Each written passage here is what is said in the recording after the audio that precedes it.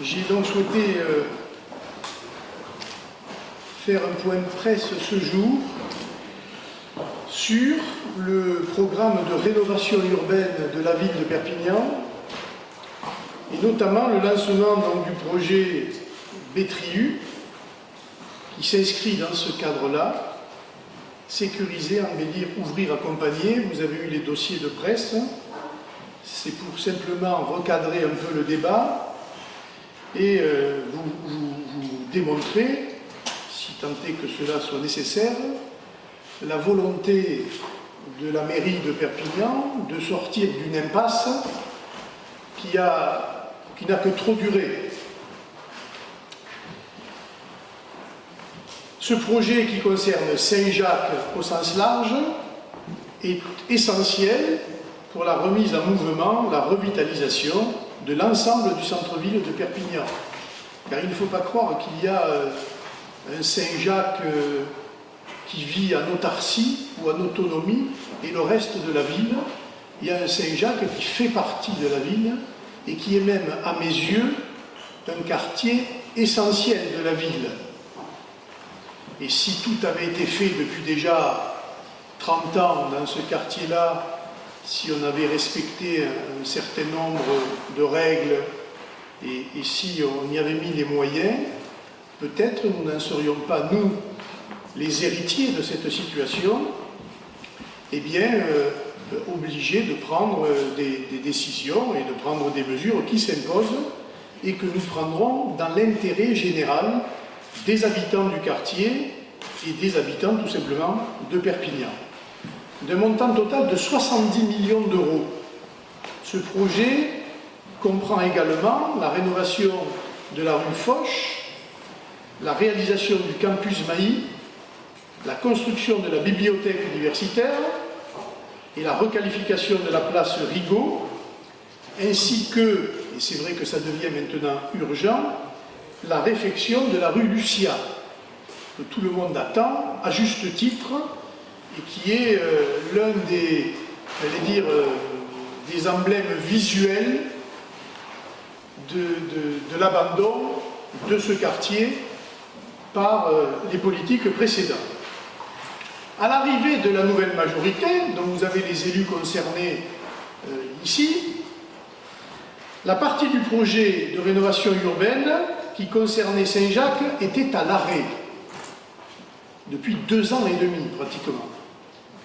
Et ceci, le retard accumulé en raison de blocages dus pour une partie à des intérêts électoralistes et à l'instrumentalisation qui avait été faite par le député de M. Macron, qui a poussé au blocage du chantier en instrumentalisant un certain nombre de personnes, mais pour une autre partie aussi, à des intérêts particuliers, il faut le dire, on est en plein dans le débat de Marseille, en fait, en lien avec des trafics qui gangrènent ce quartier, et en particulier celui de la drogue, essentiellement d'ailleurs celui de la drogue. On parle, pour le point de deal de Bétriu, d'un chiffre d'affaires de plus de 200 000 € par semaine. Je ne sais pas si les chiffres sont exacts, mais en tout cas, c'est un des plus gros points de deal, peut-être le plus gros, de la ville de Perpignan. Nous avons décidé, nous, de ne pas accepter évidemment cette situation, parce que c'est la population entière qui est prise en otage. Qu'il y ait des dealers, il y en a malheureusement, il y en aura toujours, et dans toutes les villes, malheureusement, j'allais dire, ça gangrène un peu beaucoup de villes, mais il faut regarder aussi les gens qui subissent cette situation, et pas ceux qui la créent ou qui la couvrent.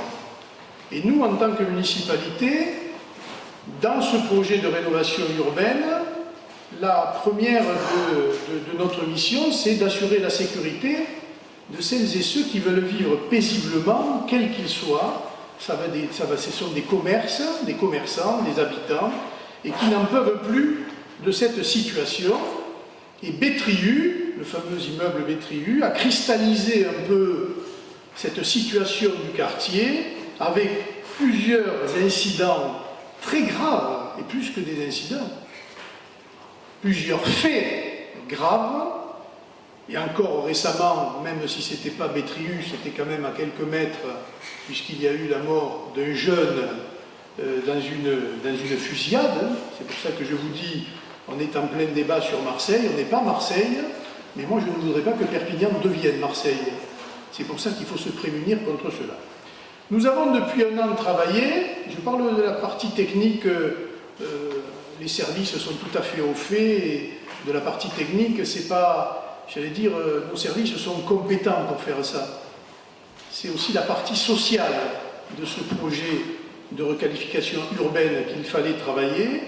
C'est ce que nous avons fait, et Bétriu est en quelque sorte la première pierre de cet édifice pour démontrer la bonne volonté de Perpignan eh bien, d'entamer la requalification totale de ce quartier. Nous ne sommes pas seuls dans cette démarche, puisque avec l'État, qui est, on peut dire, le préfet est quand même le pilote sur la ville de Perpignan du NPNRU, mais l'État est évidemment un acteur principal, et l'OPHLM aussi, et c'est d'ailleurs à l'OPHLM que nous avons racheté Bétriu, l'immeuble, que nous avons procédé au relogement en tenant compte de leurs souhaits des 25 occupants, et que, après avoir écouté beaucoup de nos concitoyens, eh bien, nous avons décidé tout simplement de faire tomber cet immeuble, non pas pour le faire tomber, mais pour en construire évidemment un autre.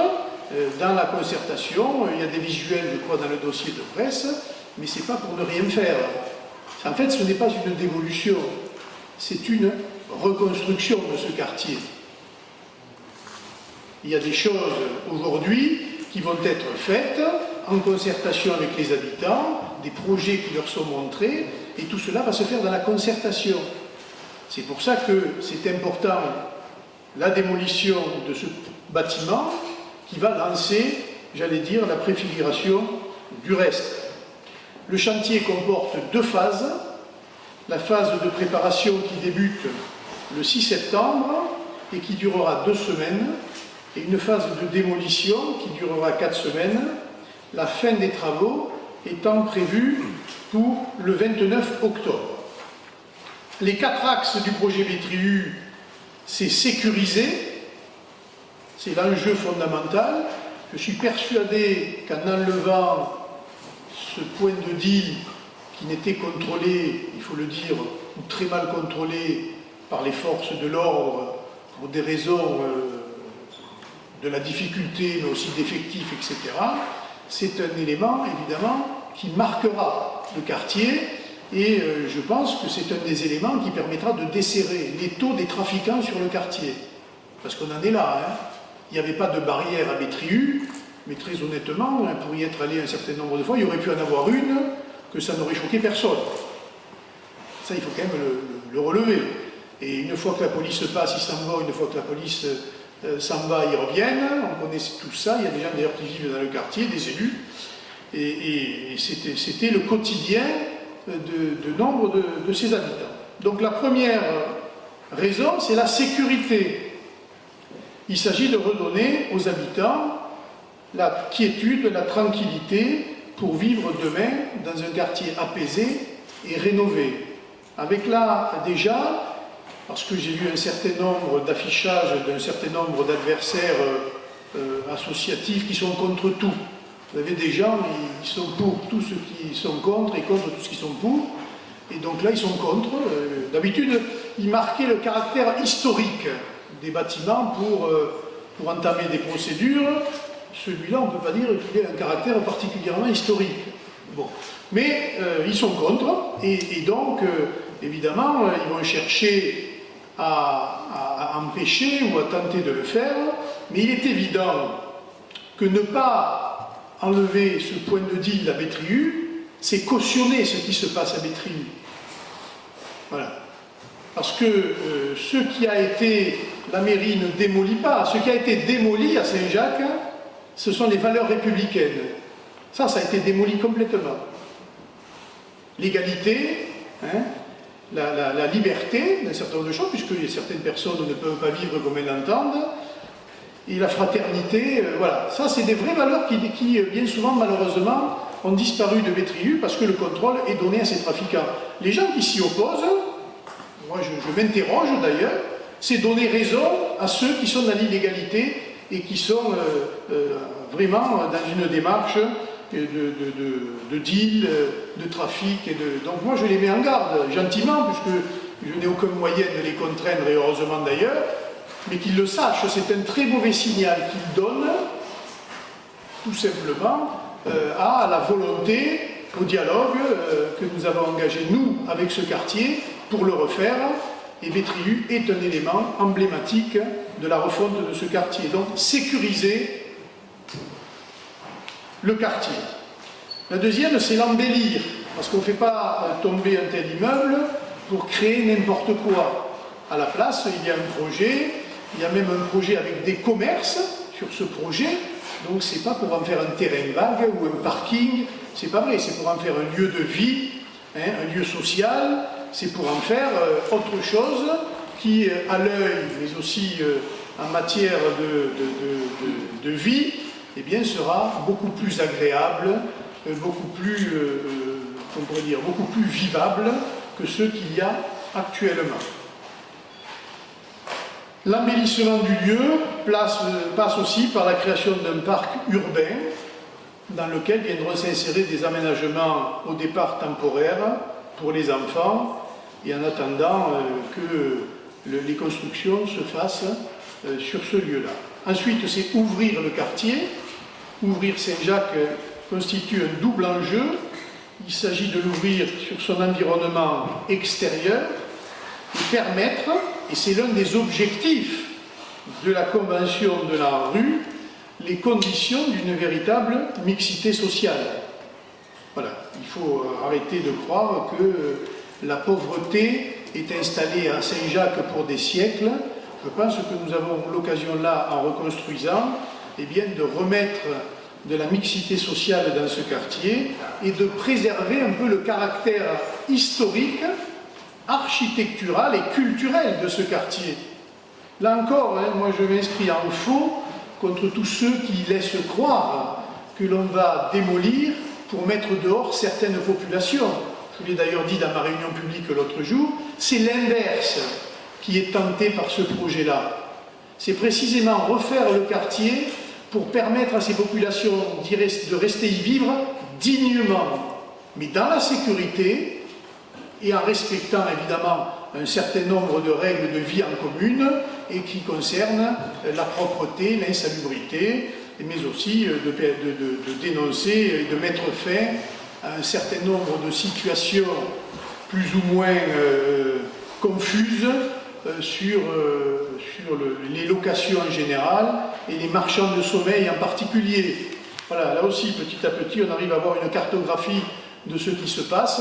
Ça fait aussi partie de ce grand plan de rénovation urbaine. Et ensuite, c'est accompagner.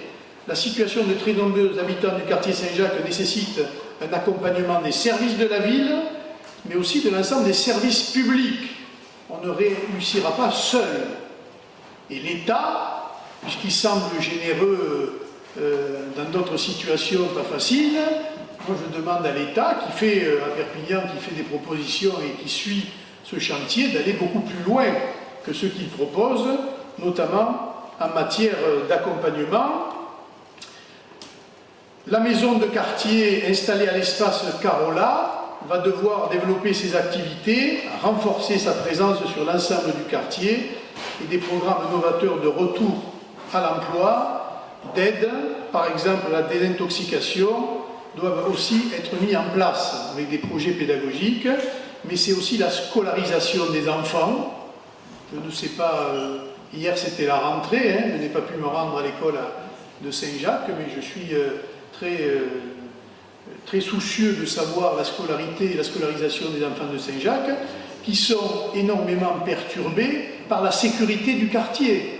C'est un ensemble de choses. Si on remet la sécurité dans le quartier, eh bien, les habitants auront beaucoup plus confiance, tout simplement, dans la vie qu'ils pourront avoir, et peut-être plus facilement, ils laisseront leurs enfants ou ils mettront leurs enfants à l'école.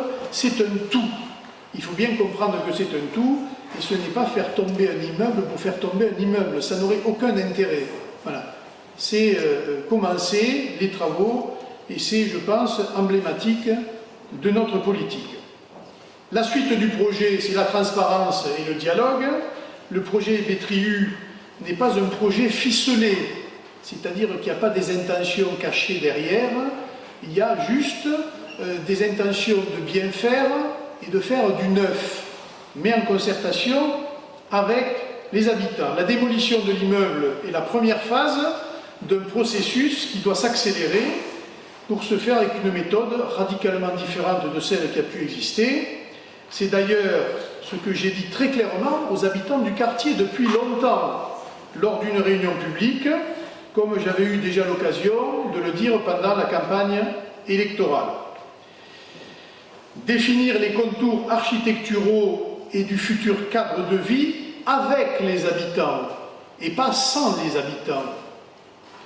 Dans les semaines qui viennent, nous lancerons donc ce que l'on appelle les ateliers de Saint-Jacques, afin de donner la parole aux habitants, mais aussi aux commerçants qui sont très intéressés par l'évolution du quartier, parce que c'est l'évolution aussi du marché à Cassagne, et tout le monde a un intérêt évident à ce que ce quartier ne soit plus, j'allais dire, montré du doigt par un certain nombre de personnes qui viennent de l'extérieur, mais au contraire qu'il soit demain un quartier qui permette, j'allais dire, d'être attractif pour beaucoup de raisons, notamment sa mixité. L'autre jour, je discutais du marché Cassagne, qui est l'un des seuls peut-être marchés de Perpignan où plusieurs populations se croisent. Eh bien, ce marché-là, il faut qu'on s'en occupe, il faut qu'on le sécurise, il faut qu'on le développe. Et moi, j'ai bien écouté un certain nombre de propositions des commerçants et des gens qui s'en occupent, et je pense que c'est important pour tous. J'en termine en simplement disant notre volonté de le faire, et nous le ferons dès lundi, et en demandant à un certain nombre d'habitants tout simplement d'être attentifs aux fake news qui peuvent ici ou là évidemment être véhiculés par un certain nombre de groupes dont j'ai parlé tout à l'heure, qui ont intérêt à ce que rien ne se fasse. Parce que les mêmes qui depuis maintenant 4-5 ans empêchent toute évolution du quartier, on ne peut pas dire qu'ils aient eu raison quand même, ou que l'on ait vu le moindre bénéfice de la situation figée du quartier. Voilà, peut-être sur certains points avait-il quelques raisons d'être mécontent parce que manque de dialogue, de transparence, je ne sais quoi. Nous n'étions pas aux affaires. Moi, ce que je sais, c'est ce que nous faisons maintenant. Et on ne pourra pas dire qu'on ne savait pas, on ne pourra pas dire qu'on a trompé les gens, on ne pourra pas dire tout ça, ce n'est pas vrai. Mais ce que je sais, moi, c'est que si on laisse ce quartier en l'état, si on ne fait rien sur la sécurité, sur la drogue, sur des immeubles aujourd'hui tels que celui de BTRIU, si on ne fait pas la requalification complète de ce quartier de Saint-Jacques, eh bien je pense que les problèmes s'aggraveront et que arrivera un moment où nous n'aurons même pas les moyens, la municipalité, mais même l'État, de remettre l'ordre dans ce quartier-là. Et c'est ce que je vous dis, le basculement entre un quartier difficile, mais qui est quand même pas... et la situation à la Marseillaise, c'est rien, hein. C'est quelques semaines ou quelques mois de plus de trafic et de laisser les réseaux s'installer, leur police s'installer, et puis finalement les services de l'État et de la mairie reculer et se désintéresser du problème et laisser les habitants tout simplement en proie à ces prédateurs que sont les dealers et les trafiquants de drogue. Voilà, il faut y mettre fin. Moi j'ai bien écouté le discours hier du président Macron à Marseille. Ce qu'il a dit à Marseille, ça vaut pour Perpignan. Peut-être à une échelle, évidemment, nous sommes une petite ville par rapport à Marseille. Mais les problèmes ont commencé comme les nôtres que nous avons aujourd'hui. Et tant que nous ne mettrons pas fin à cet argent gagné facilement, malheureusement, sur la jeunesse essentiellement, mais pas que, eh bien, nous aurons du mal à progresser. Donc, je réitère ce que j'ai toujours dit. Oui, nous voulons refaire un Saint-Jacques, d'abord pour ses habitants, mais c'est un préalable, c'est l'éradication d'un certain nombre de nuisances et de trafic. Et la première pierre de cet édifice-là, au soutien, au bénéfice des populations de Saint-Jacques, c'est Bétriu. Voilà. Je ne crois pas me tromper beaucoup en disant que ça aura un impact psychologique important sur un certain nombre de personnes qui vont se dire « Ah bien oui, là, manifestement, les autorités ont pris la mesure du problème et j'espère que nous serons soutenus, mais je sais que nous le sommes déjà, par une majorité d'habitants. Une minorité qui critique, il y en aura toujours, et après tout, c'est le débat démocratique. Mais moi, ce qui m'intéresse, c'est la grande majorité des habitants de Saint-Jacques qui veulent vivre dans des logements décents, qui veulent vivre avec leurs enfants et leurs familles dans la tranquillité, et qui ne veulent plus être soit instrumentalisés, soit vivre sous la pression d'un certain nombre de dealers, de trafiquants ou de chefs de clan qui ne représentent précisément que leur clan, mais qui ne représentent pas la population ni de Saint-Jacques, ni la volonté des Perpignanais de changer l'image de cette ville. Voilà. Merci de m'avoir écouté, je suis prêt, les services sont là, les élus aussi, à répondre aux questions des journalistes.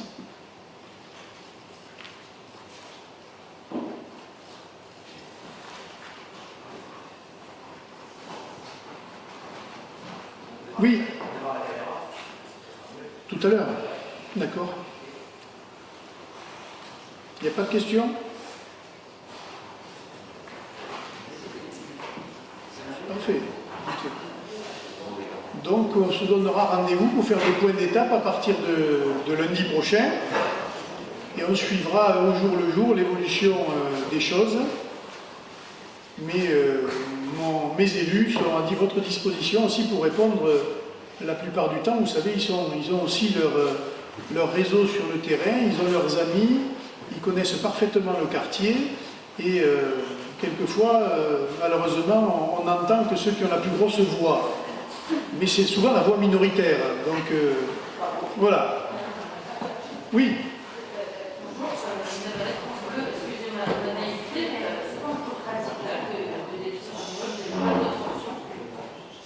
Mais les options, c'est de laisser faire. Et entre, il n'y a pas. Les options, je laisser faire et il n'y a pas de. Ben non, puisque vous reconstruisez d'autres logements tout neufs qui permettront un meilleur logement déjà. Là, la situation, elle est que ce bâtiment, par son architecture et sa configuration, il est le lieu idéal pour l'installation d'un réseau, mais que l'État ne met pas dehors. Si l'État, depuis 5 ans, avait mis dehors le réseau, avait mis les moyens de le faire, très certainement, la situation n'aurait pas dégénéré. Mais là, si vous voulez, la situation a tellement dégénéré que le fait de faire tomber cet immeuble préfigure la reconstruction du reste, et notamment de la reconstruction sociale du quartier. C'est ça aussi qu'il faut voir. Ce n'est pas une histoire de pierre. C'est aussi un problème de symbolique et de volonté des pouvoirs publics de mettre fin à un certain nombre de choses. Mais derrière, il y aura des constructions, des logements, et les gens seront logés, et ce sera beaucoup plus joli. Voilà, tout simplement. Alors après, j'entends, ben oui, mais on détruit. Ben oui, mais bon, mais alors si on laisse comme ça, eh bien, on laissera la situation s'empirer. Ce n'est pas la solution non plus. Et puis, ce n'est pas un bâtiment qui a un caractère historique. Si ça avait été un bâtiment de l'époque du quartier de Saint-Jacques, etc., très certainement, nous aurions regardé mais là, ce n'est pas le cas. Et encore une fois, je pense que le travail qui a été fait techniquement sur ce quartier, je ne sais pas, parce que peut-être que les journalistes ne se rendent pas compte, il est énorme en fait. Et les moyens mis sur ce quartier sont énormes. 70 millions sur Saint-Jacques, c'est pas rien. Hein. Et donc, autant que ce soit le mieux possible et au bénéfice des habitants, tout simplement. Hein. Parce que moi, depuis que je suis à Perpignan, on va dire, depuis que je viens souvent à Perpignan, une vingtaine d'années, depuis 2002, clairement, la situation de Saint-Jacques s'est détériorée. Et depuis 3-4 ans, il y a une accélération de cette détérioration. Et dans les trafics, n'en parlons pas, mais même dans le bâti, on voit bien qu'il y a des choses à faire. Et on ne peut pas rester les bras croisés, nous, à la mairie, en regardant soit que les immeubles tombent seuls d'abord, soit qu'il y ait des morts parce qu'il y a du trafic. Et il faut une réaction.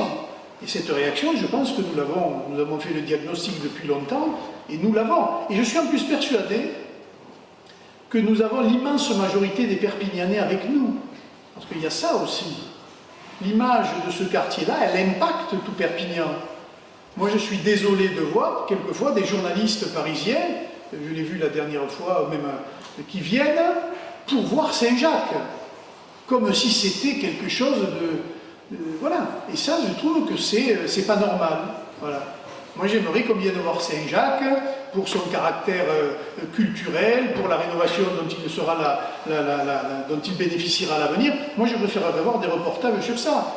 Mais voir des reportages comme j'ai pu en voir sur la situation déplorable, sociale, humaine, et ça fait mal au cœur, parce que je pense que, je vous l'ai dit en début de conférence de presse, ça devrait être peut-être le plus gros quartier de Perpignan.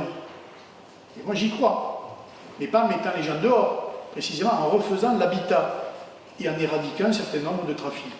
Alors ça peut vous paraître radical, mais bon, il y en a d'autres. Moi, j'ai entendu un ancien Premier ministre sur le plateau de télévision il y a 2 jours qui a dit qu'à Marseille, il fallait tout raser et tout reconstruire.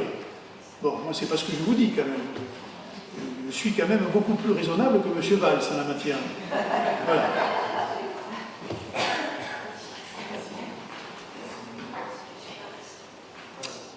Oui.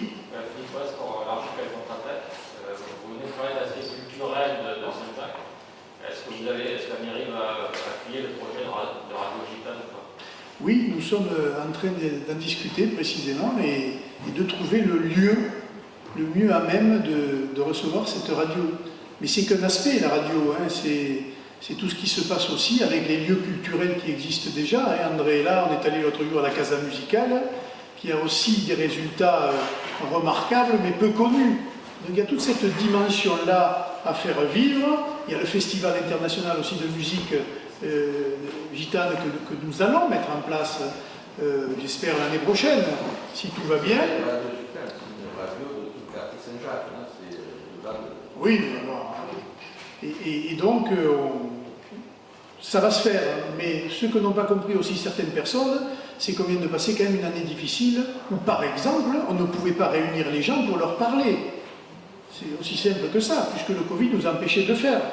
Donc voilà, petit à petit, les choses se mettent en place et on prendra tout le temps nécessaire. Moi, j'ai toujours dit, sur un projet comme celui-là, même si on a 1 an de retard, eh bien, il y aura 1 an de retard pour peu que les décisions se prennent avec l'assentiment, évidemment, d'une majorité des habitants. C'est tout.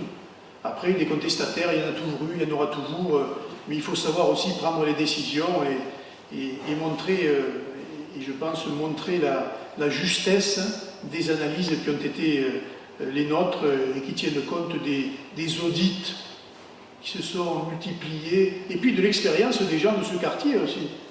Parce qu'il y a ça aussi. Malheureusement, les gens raisonnables, souvent, n'ont pas droit à la parole. Alors on écoute ceux qui ont la voix, c'est ce que je disais, ceux qui parlent fort.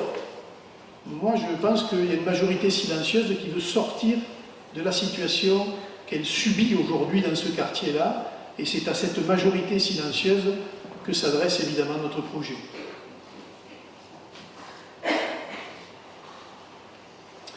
Voilà, merci.